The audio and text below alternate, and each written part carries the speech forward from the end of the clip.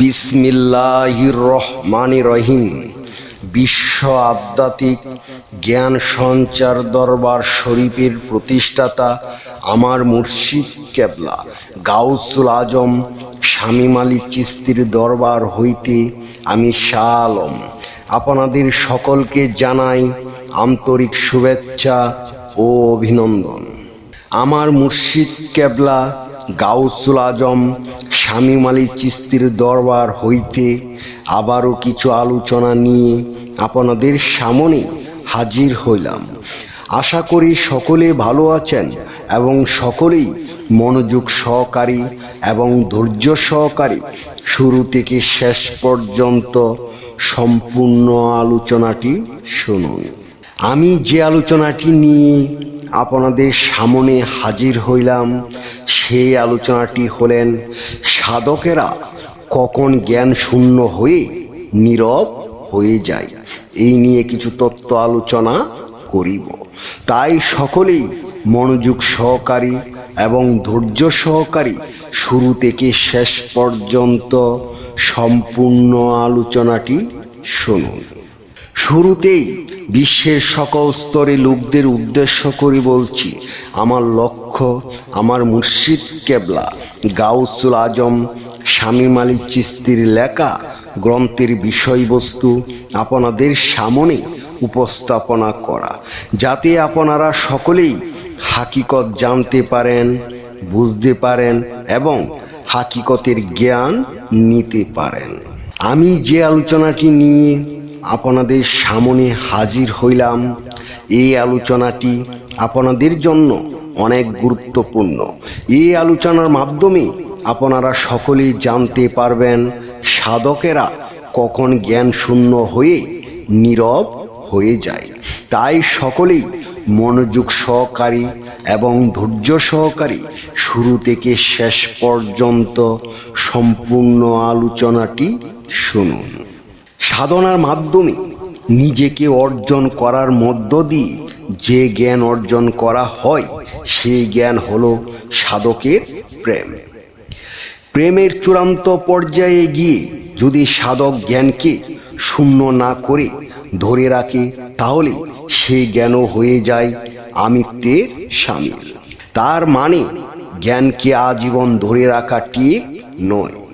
এই জ্ঞান এক সময় মন থেকে জিরো করে দিতে হয়, কারণ সাধারণ জ্ঞানকে যদি শূন্য না করা হয় তাহলে নিজেকে সীমাবদ্ধতার দেওয়ালে আটকিয়ে বন্দি করে রাখা হয়। তার মানে আমি জ্ঞানী নই। জ্ঞান শূন্য হলে হয় পরিপূর্ণ, লাতে শূন্য বা নাই আমি, যদিও জ্ঞানটি আমা হতে নির্গত, কিন্তু সেই জ্ঞানকে ধরে রাখলে হয় আমিত্ব, আর ধরে না রাখলে হয় অখণ্ড। তাই সাধকেরা একটা সময় জ্ঞান ছেড়ে নীরব নিতর নির্জলা হয়ে ওঠে। কারোর সাথে কথা বলার থাকে না, যেন শব্দ শূন্য হয়ে যায়। কারণ শব্দ শূন্য হয়ে যাওয়ার নামই হলো আমি একা। শব্দ কতন থাকলে শহরে, নদীতে, যেমন শহরে বিভিন্ন নালার পাইপ কিংবা বিভিন্ন ড্রেন দিয়ে বিভিন্ন রকমের পানি নদীতে প্রবেশ করে নদীকে অস্থিতিশীল করে তোলে, তেমনি মানব মনে শব্দ কতন থাকলে আমি একা হওয়ার বিঘ্ন ঘটে। যা আমির স্বচ্ছভাবে একা হওয়ার প্রয়াস ফুটে ওঠে না, বা একাকিত্বের পরিপূর্ণতায় পরিপূর্ণ হয় না। যেমন আমি মায়ের গর্ভে একা ছিলাম এবং একাই দৌড় দিয়ে ফার্স্ট হয়েছি, যার কারণে আমি দুনিয়ায় মুখ দেখেছি, এবং ভূমিষ্ঠ হয়েও আমি একা ছিলাম। যতক্ষণ আমি ভালো মন্দ বুঝতে পারি নাই তখনও আমি একা ছিলাম। একা জীবনের উপলব্ধিটাই হলো প্রেমের আদি। অখণ্ড সত্তার মহিমায় নিজেকে নিজে ফিরে পেলাম, আর এটার জন্যই আমার সৃষ্টির ঘরে আসা। আমি একা ছিলাম, কিন্তু সৃষ্টির ঘরে আসার পর আবার পুনরায় একা হওয়ার সম্মুখ যুদ্ধ করে নিজেকে নিজে ফিরে পাওয়া, এই যেন খেলার প্রয়োজনে খেলা করা। আমি যে আলোচনাটি আপনাদের সামনে করেছি, এই আলোচনাটি আপনাদের কাছে কতটুকু ভালো লেগেছে যদি ভালো লেগে থাকে তাহলে আমাদের এই চ্যানেলটি সাবস্ক্রাইব করে দিবেন। সামনে ভালো ভালো আলোচনাগুলো পেয়ে যাবেন। এবং সামনে আপনারা কী ধরনের আলোচনা চান আমাদেরকে কমেন্টে জানাবেন। আমরা চেষ্টা করিব আপনাদের পছন্দ মতো আলোচনা নিয়ে আসতে। আমার এই আলোচনাটি করতে যাইয়া কথা ভাষা ছন্দে যদি কোনো ভুল হইয়া থাকে সকলেই আমাকে ক্ষমা ও সুন্দর দৃষ্টিতে দেখবেন। সকলেই আমার জন্য দোয়া করিবেন, আমি যেন আপনাদের সামনে ভালো ভালো আলোচনাগুলো নিয়ে আসতে পারি এবং শোনাইতে পারি।